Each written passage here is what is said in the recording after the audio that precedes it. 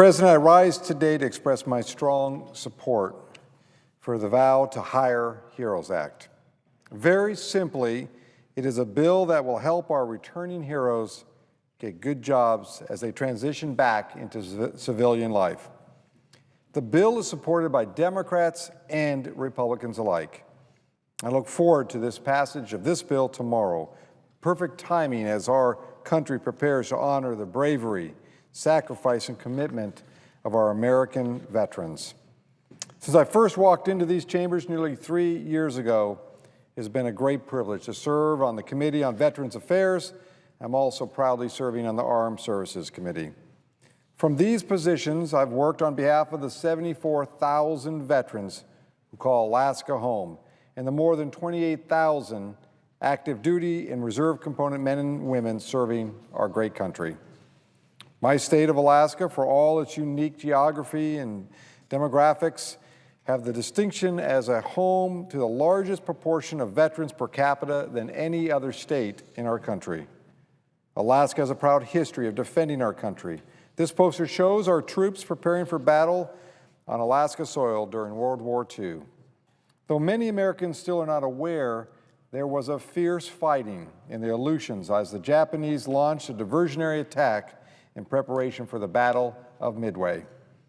One of my most rewarding moments so far as a member of this body was making sure that 24 brave members of the Alaska Territorial Guard, all distinguished Alaska Native elders, finally got the recognition they earned for their courageous service to this nation more than a half a century ago. You can see by this poster again a few of them here. Long before Alaska was a state and our country was engaged in World War II, these Alaska Native heroes answered their nation's call on America's most remote front lines. In 2009, the Senate approved an amendment to the National Defense Authorization Act that I sponsored with my colleague, Senator Murkowski. When President Obama signed that bill into law, 25 surviving territorial guardsmen finally received their retirement pay and recognition they earned so many years ago. I've done my level best to support our troops in other ways, including expanding services and programs for homeless veterans, including more support for women vets, expanding telehealth services for our rural veterans, supporting the post-9/11 GI Bill. This provides tuition assistance for vets and also takes into consideration living expenses so students can better focus on their education. It also allows for our service members to pass this entitlement to their immediate family. Every time I meet a veteran, I thank him or her for their service to our country. I know they appreciate that. All Americans should go out of their way and thank our veterans, not just on Veterans Day, but every day. But thank you only goes so far. It doesn't pay the mortgage or buy groceries.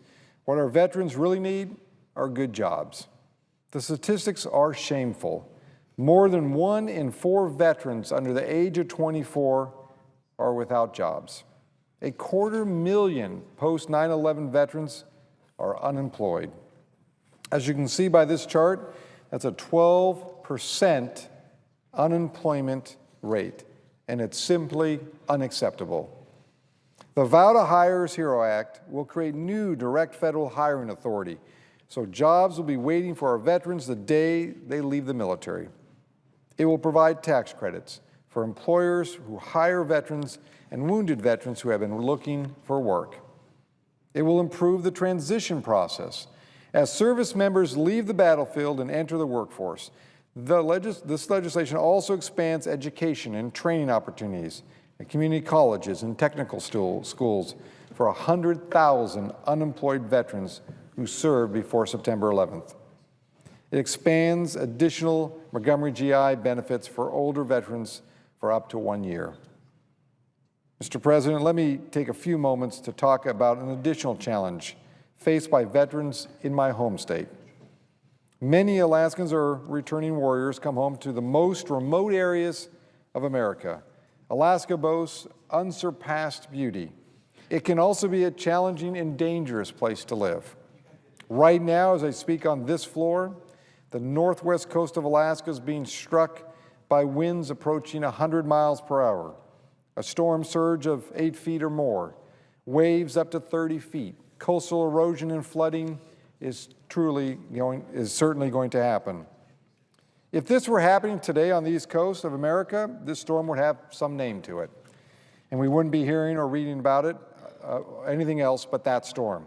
To give you a concept of how far and reaching this storm is, imagine a storm reaching from Mexico along the West Coast up to Washington State. That's the size of the storm that's occurring right now. So if you think veterans in other parts of the United States face challenges of employment, job training, access to health care, and there's no doubt they do, you should see some of our circumstances in Alaska. Here are 2 stories about real Alaskans. A disabled Army veteran living in Kipnuk, a small Yupik Eskimo village on the far western coast of Alaska. This vet suffered a spinal cord injury in 2006 that requires yearly evaluation. He must travel to a VA hospital in Seattle to receive this care. That's a trip of thousands of miles and thousands of dollars. Additionally, for more routine illnesses like flu, he's forced to travel to Anchorage, a VA clinic there. Still a jet flight away from his home, and again, close to $1,000. Or the retired Air Force veteran who needed to have hardware removed from his wrist and shoulder following a failed surgery.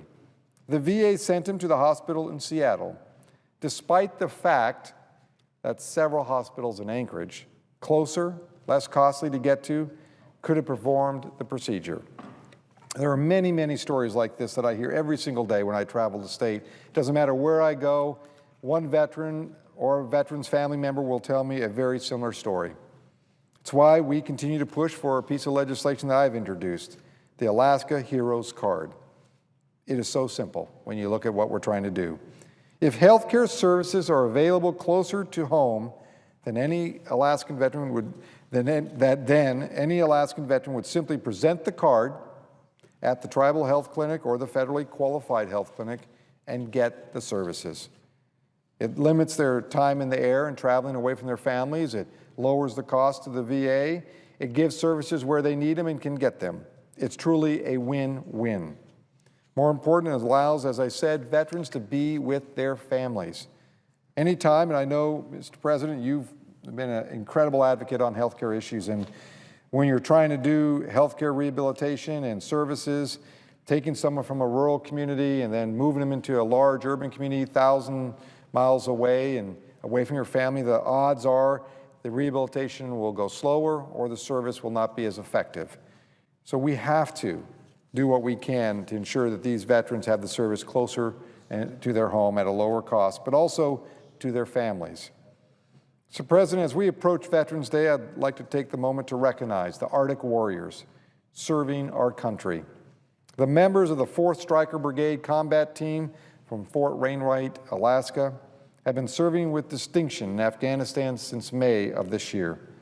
The 4th Airborne Brigade Combat Team will deploy to Afghanistan at the end of this month for a total of more than 9,000 Alaskan-based troops on the ground there. In addition, 550 airmen and soldiers are still in Iraq today, but will be coming home by end of the year. And our Alaska National Guard units and members are in both countries, Iraq and Afghanistan. To our Arctic warriors, thank you.